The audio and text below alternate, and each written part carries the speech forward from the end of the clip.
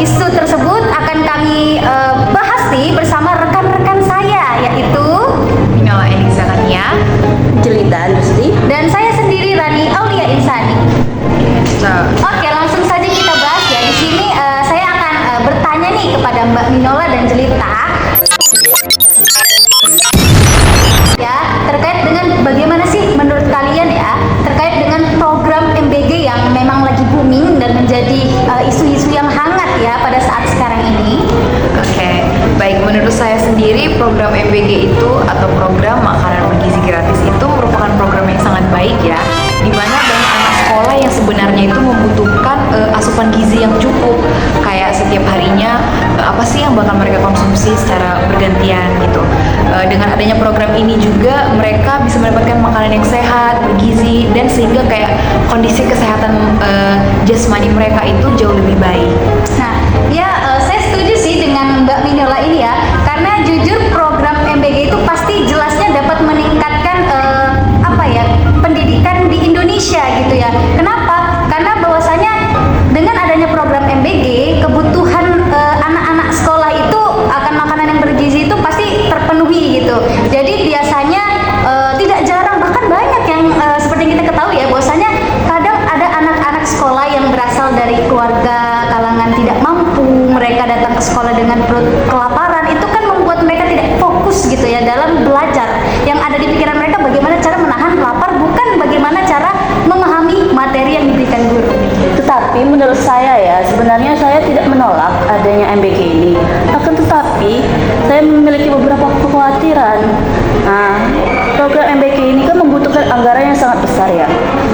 Jika anggaran tersebut tidak dikelola dengan baik, bisa saja menimbulkan pemborosan, bahkan penyalahgunaan dana seperti korupsi dan yang lain-lainnya. Itu bagaimana ya? Baik, menurut saya sendiri sebenarnya betul sih memang program ini bahwa anggaran itu cukup besar ya, dimana yang kita ketahui bahkan sampai miliaran rupiah gitu yang dihabiskan.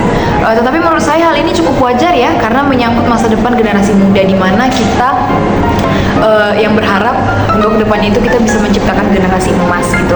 Jadi sejak kecil itu menurut saya butuh banget nih mendapat asupan gizi yang baik gitu, yang mereka butuhkan itu seperti apa gitu. Jadi walaupun anggarannya memang sangat banyak menyita anggaran banget ya, anggaran negara, tapi menurut saya itu memang sangat dibutuhkan untuk menyiapkan generasi emas ke depannya gitu, karena mereka membutuhkan asupan gizi yang cukup.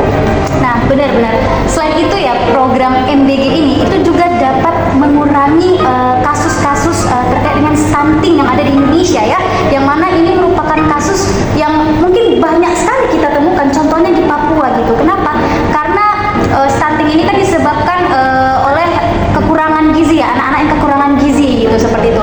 Jadi setidaknya dengan adanya MBG itu dapat menekan terjadinya kasus-kasus stunting di Indonesia seperti itu. Iya. Saya memahami manfaat tersebut, tapi ya, saya khawatir adalah pelaksanaan dia di lapangan. Oh, pelaksanaannya. Misalnya bagaimana jika kualitas makanan yang diberikan tidak bagus, tidak bergizi, atau distribusinya tidak merata, atau bahkan ketidaksesuaian yang ada gitu. Menurut saya memang itu cukup menjadi tantangan ya di pemerintahan kita, di mana kayak yang tadi kamu bilang bahwasanya bisa jadi kan penyebarannya juga tidak merata gitu. Tapi menurut saya pemerintah juga bisa melakukan pengawasan yang ketat gitu, serta bekerja sama dengan beberapa ahli-ahli gizi yang bisa memberikan makanan itu dengan sehat gitu, sesuai dengan kebutuhan si anak, apa yang dibutuhkan oleh si anak. Iya, benar. Nah, selain itu pengawasan ya. Jadi selain pengawasan, keterlibatan sekolah dan masyarakat juga itu penting gitu. Karena jika pihak sekolah, orang tua dan pemerintah itu bekerja sama, maka program itu pasti dapat berjalan secara efektif dan transparan gitu.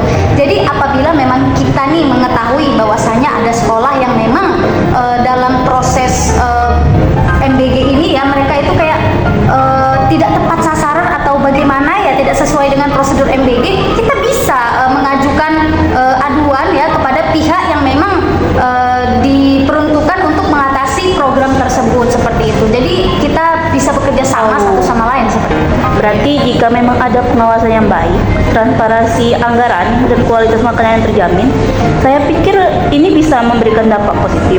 Namun tetap perlu evaluasi secara berkala agar manfaatnya bisa bermanfaat bagi para siswa yang ada.